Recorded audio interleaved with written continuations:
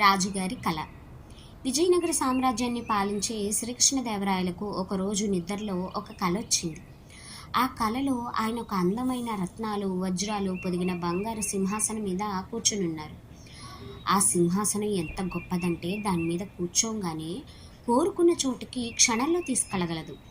అంతేకాదు, గాల్లో తేలే ఆ సింహాసనానికి పొదిగిన ప్రతి రత్నంలోనూ, వజ్రంలోనూ రాజుగారి ప్రతిబింబమే కనిపిస్తూ ఉంటుంది.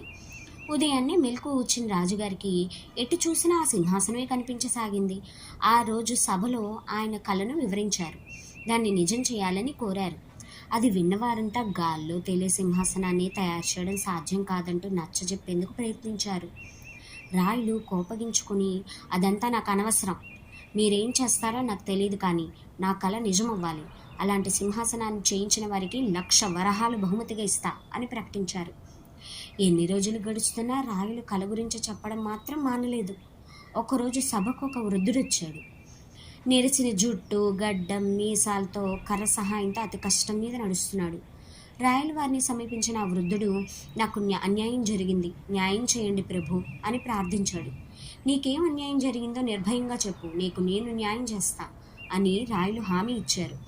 నా దగ్గర 100 బంగారు నాణేలు ఉండేవి ప్రభు, అవి ఒకరు దొంగిలించారు. వారెవరో నాకు తెలుసు, వారిని అడిగి నా నాణేలు నాకు ఇప్పించండి చాలు అని వృద్ధుడు వేడుకున్నాడు. అదంతా శ్రద్ధగా విన్న రాయులు, ఈ దొంగతనం ఎవరు చేశారు, ఎక్కడ జరిగింది అని ప్రశ్నించారు. వృద్ధుడు తటపటాయించడం చూసి, నీకేం భయం లేదు, చెప్పు అంటూ ప్రోత్సహించాడు. నా 100 బంగారు నాణాల్ని దొంగిలించింది మీరే ప్రభు. నిన్న రాత్రి నా కలలో వచ్చి మీరే వాటిని తీసుకెళ్ళిపోయారు అంటూ తన కళను వివరించాడు వృద్ధుడు. రాయలకు చాలా కోపం వచ్చింది. ఏమిటి ప్రలాపన, కలలో జరిగింది నిజమనుకుంటే ఎలా అంటూ అసహనంగా వృద్ధుడి వైపు చూశారు. ఈ మాట విన్న వృద్ధుడు తన గడ్డం, మీసం తీసేసి తన పగటి వేషాన్ని విప్పేశాడు. చూస్తే అతని తెనాలి రామకృష్ణుడు.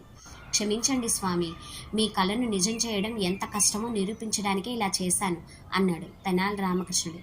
రాయలకు చాలా నవ్వొచ్చింది. ఇంత చక్కగా తనకు అర్థమయ్యేలా వివరించిన రామలింగుణ్ణి ఎంతగానో అభినందించాడు.